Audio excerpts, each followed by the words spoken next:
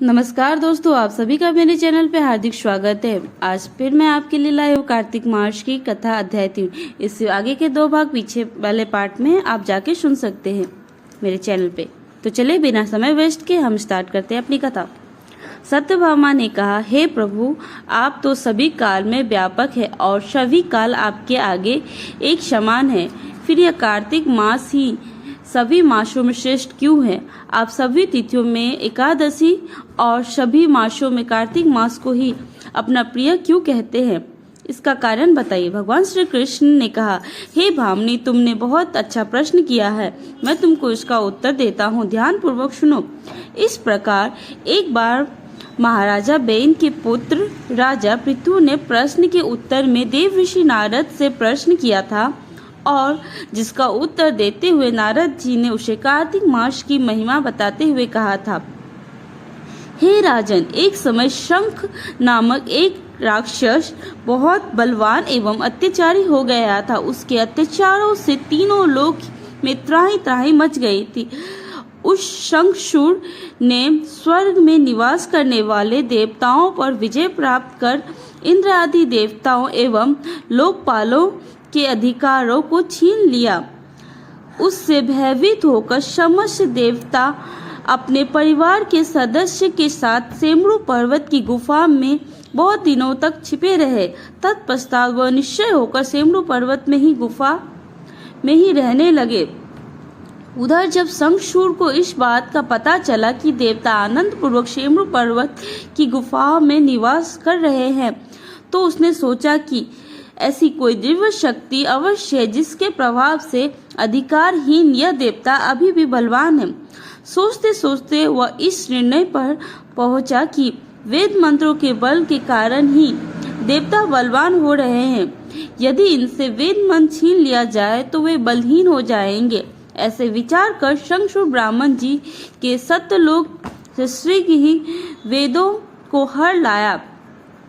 उसके द्वारा ले जाए जाते हुए भय से उसके चुंगल से निकलकर भागे और जल में समा गए। शंखचूड़ ने वेद मंत्रों तथा बीज मंत्रों को ढूंढते हुए सागर में प्रवेश किया, परंतु ना तो उसको वेद मंत्र मिले और ना ही बीज मंत्र। जब शंखचूड़ सागर से निराश होकर वापस लौटा तो उस समय ब्राह्मण जी पूजा की सामग्री लेकर सभी देवताओं के साथ भगवान विष्णु की शरण में पहुंचे और भगवान विष्णु की गहरी निद्रा से जागने के लिए गाने बजाने लगे और धूप गंध आदि बारंबार उनका पूजन करने लगे।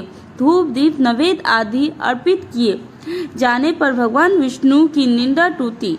वह देवताओं के सहित ब्राह्मण जी को अपना पूजन करते हुए देखकर बहुत प्रसन्न हुए तथा कहने लगे, मैं आप लोगों की इस कीर्तन एवं मंगल चरण से बहुत प्रसन्न हूँ। आप अपना अभिष्ट वरदान मांगे एवं अवश्य प्रदान करूँगा। जो मनुष्य आश्विन शुक्ल की एकादशी से देवउत्थान एकादशी तक मुहूर्त में उठकर ब्रह्म मुहूर्त में उठकर मेरी पूजन करेंगे, उन्हें तुम्हारी ही भांति मेरे प्रसन्न होने के कारण सुख की प्राप्ति होगी। आप लोग जो पाद पदार्थ आचमन और जल की सामग्री मेरे लिए लाए हैं, वे आनंद गुंद वाली होकर आपका कल्याण करेगी। शंखचूड़ द्वारा हारे गए संपूर्ण वेद जल में स्थित हैं।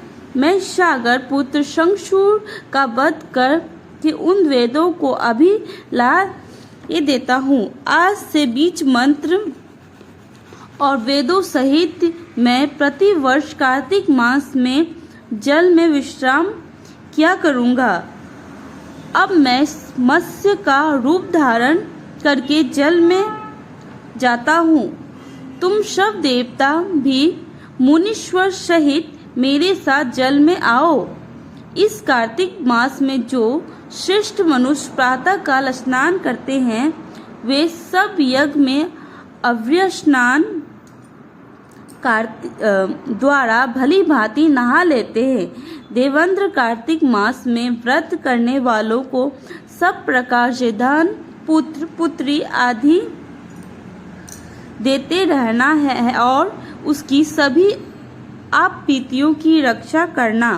हे धनपति कुबेर, मेरी आज्ञा के अनुसार तुम उनके धन धान्य की वृद्धि करना, क्योंकि इस प्रकार का आचरण करने वाला मनुष्य मेरा रूप धारण करके जीवन मुक्त हो जाता है। जो मनुष्य जन्म से लेकर मृत्यु पर्यंत विधि पूर्व उस उत्तम व्रत को करता है, वह आप लोगों का भी पूजनीय है। कार्तिक शुक्ल पक्ष की एकादशी तिथि को तुम लोग ने मुझे जगाया है, इसीलिए यह तिथि मेरे लिए अत्यंत प्रतिदानीय और माननीय है। हे देवताओं, यह दिनों व्रत निमित्त पूर्वक करने से मनुष्य मेरा सान्निध्य प्राप्त कर लेते हैं। इन व्रतों को करने से जो फल मिलता है वह अन्य किसी व्रत से नहीं मिलता। अतः प्रत्येक मनुष्य को सुखी और निरोग रहने के लिए कार्तिक मास महत्व का एकादशी की कथा सुनने और उपयुक्त नियमों का पालन करना चाहिए। जय श्री कृष्ण। राधे राधे दोस्तों, अगर आपको मेरी कथा पसंद आती है तो मेरे चैनल को लाइक करें, शेयर करें, सब्सक्राइब